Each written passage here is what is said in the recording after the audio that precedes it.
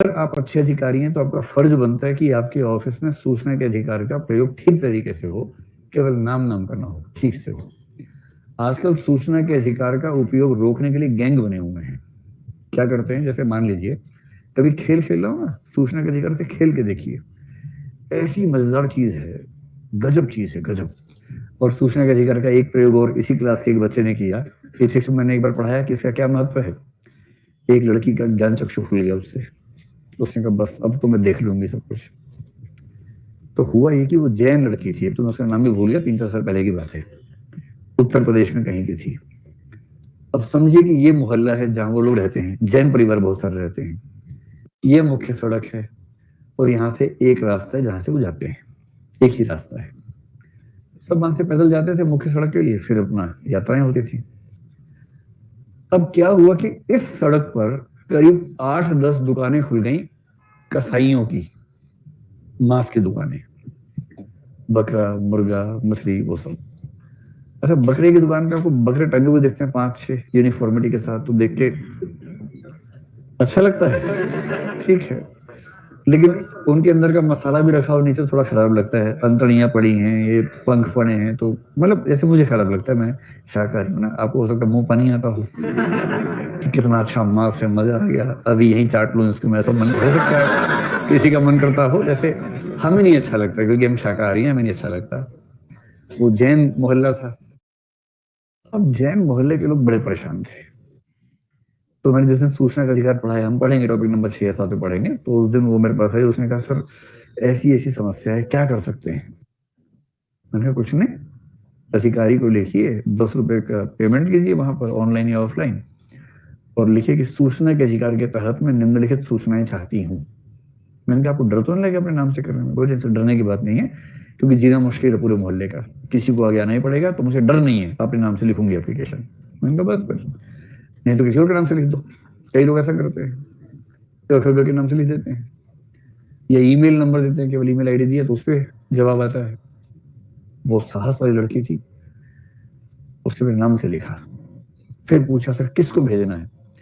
मैंने देखो कोई ना समझ में आए तो भेजो एसडीएम को, वो ना समझ में आए तो भेजो डीएम को, बाकी उसकी जिम्मेदारी है उसके बाद, क्योंकि डीएम पूरे जिले का मुखिया है, तो डीएम की जिम्मेदारी होगी कि उसका ऑफिस सही ऑफिस को भेजे, 3 दिन के अंदर भेजना पड़ेगा।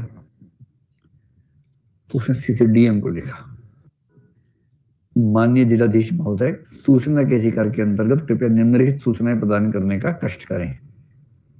मैंने कहा खुद को कलेक्टर समझ के ही लिखना है, बहुत सविनय निवेदन है, प्रणाम है, आपको ये सब नहीं करना है, अधिकार से लिखना है। निम्नलिखित सूचनाएं प्रदान करने का कष्ट करें। नंबर 1, इस सड़क पर कसाईयों की कुल कितनी दुकानें हैं? मैंने कहा बताना मत कुछ, केवल पूछना उससे। नंबर 2, क्या ऐसी दुकानों के लिए किसी लाइसेंस की आवश्यकता होती है या नहीं? नंबर 3, यदि होती है तो जिन जिन दुकानों को लाइसेंस दिए गए कृपया उन सबके लाइसेंस की फोटोकॉपी संलग्न करें, और मैं उसके लिए फोटोकॉपी की कीमत अदा कर रही हूं। उसमें अदा करना पड़ता है, 2 रुपए पर पेज होता है, वो पे करना पड़ता है उसके लिए। नंबर 4, यदि अनुमति नहीं दी गई है तो कृपया जांच करवाएं कि क्या कुछ दुकानें अवैध रूप से चल रही हैं, और यदि हाँ तो जो जांच आप करवाएंगे उसकी रिपोर्ट की प्रतिलिपि मुझे भिजवाएं। आपकी आज्ञाकारी कर खगा। और ये आगे कर में लिखा, मतलब साथ में 10 रुपए का वो जो पोस्टल ऑर्डर है वो लगाया, भेज दिया कलेक्टर के ऑफिस में, इतना ही किया। फिर 5-6 दिन बाद एसडीएम का फोन आया उसके पास, फोन नंबर था उस पर।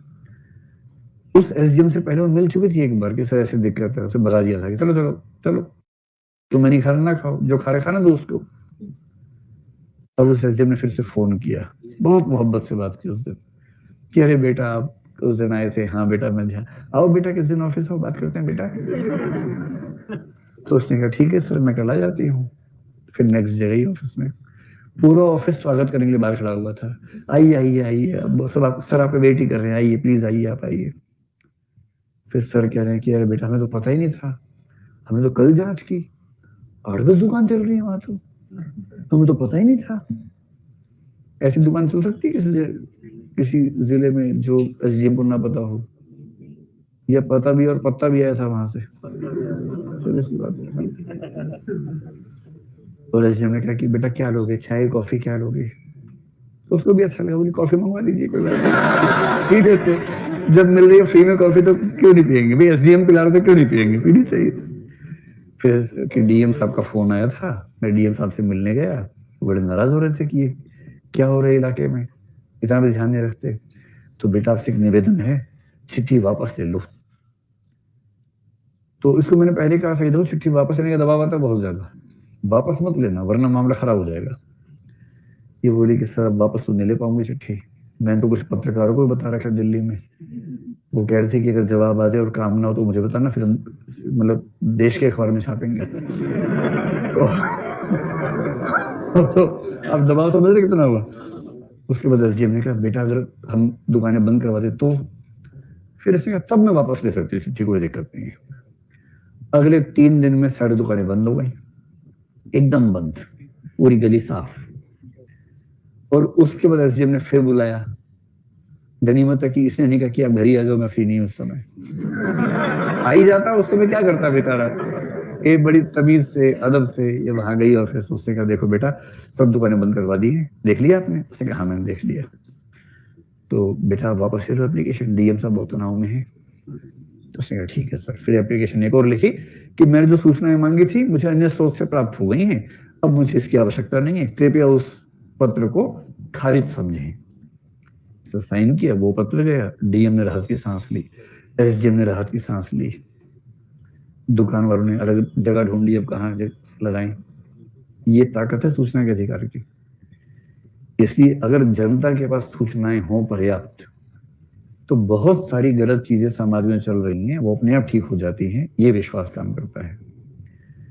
अभी आप सबके चेहरे पर जो भाव आ रहा है मैं समझ रहा हूँ कि आज ही मैं भी लिखता हूँ, 10 ही रुपए की तो बात है, आज ही लिखता हूँ। लेकिन सरकार भी तबाह हो चुकी है, सरकार ने अब इसका मैकेनिज्म निकाल लिए टालने के, तो सरकार टालती है किसी तरह से, घुमा फिरा के मैनेज करती है। तो जिसमें पेशेंस ठीक ठाक है वो तो अभी भी सरकार को तबाह कर सकता है, अगर पेशेंस कम है तो दिक्कत है।